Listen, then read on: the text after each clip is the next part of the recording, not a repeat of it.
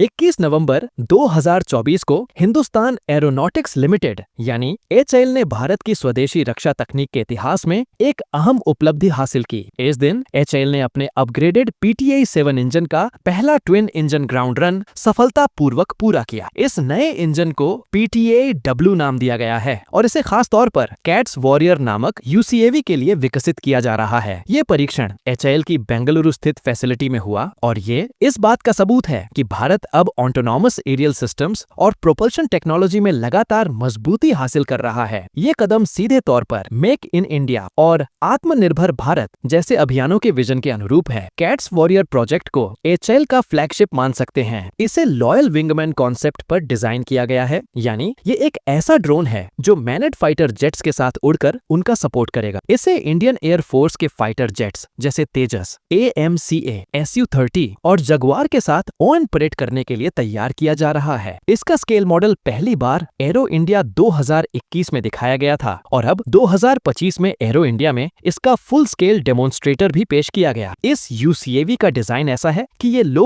Observable यानी radar से बचने वाला होगा और इसे पूरी तरह से ऑटोनॉमस मिशनों के लिए तैयार किया जा रहा है। ये ड्रोन रिकॉन्सेंस यानी निगरानी, सर्विलांस, इलेक्ट्रॉनिक वॉरफेयर और प्रिसिजन स्ट्राइक जैसे ऑपरेशन कर सकेगा। इसका maximum take off weight 2.1 ton है, लंबाई 9.1 मीटर और विंग स्पैन 7.6 मीटर है। इसमें 650 किलोग्राम तक का पेलोड कैरी करने की क्षमता होगी। इस पर स्मार्ट एंटी एयरफील्ड वेपन्स और एडवांस्ड मिसाइलें इंटरनल और एक्सटर्नल हार्ड पॉइंट्स पर लगाई जा सकेंगी। 21 नवंबर 2024 को हुआ ये इंजन ग्राउंड रन आने वाले समय में इसके पहले फ्लाइट टेस्ट की दिशा में बड़ा कदम है। अनुमान लगाया जा रहा है कि इसका पहला उड़ान परीक्षण 2025 के आखिर या 2026 की शुरुआत में हो सकता है। ये टेस्ट करीब 15 मिनट तक चला, जिसमें इंजन की परफॉर्मेंस, फ्यूल एफिशिएंसी और ट्विन इंजन कॉन्फ़िगरेशन में उसकी विश्वसनीयता की जांच की गई। ट्विन इंजन सेटअप का फायदा ये है कि अगर एक इंजन में दिक्कत हो जाए तो दूसरा इंजन ड्रोन को सुरक्षित उड़ान जारी रखने में मदद करेगा और पावर का बैलेंस भी बना रहेगा। PTAW इंजन की इस उपलब्धि का समय भी खास है क्योंकि इस वक्त भारत एरोस्पेस सेक्टर में पूरी तरह से स्वदेशी बनने की कोशिशों को तेज कर चुका है। AMCA जैसे प्रोजेक्ट और कावेरी इंजन डेवलपमेंट इस दिशा में बड़े कदम हैं। कावेरी इंजन को GTRE डेवलप कर रहा है, लेकिन अब भी ये AMCA के लिए जरूरी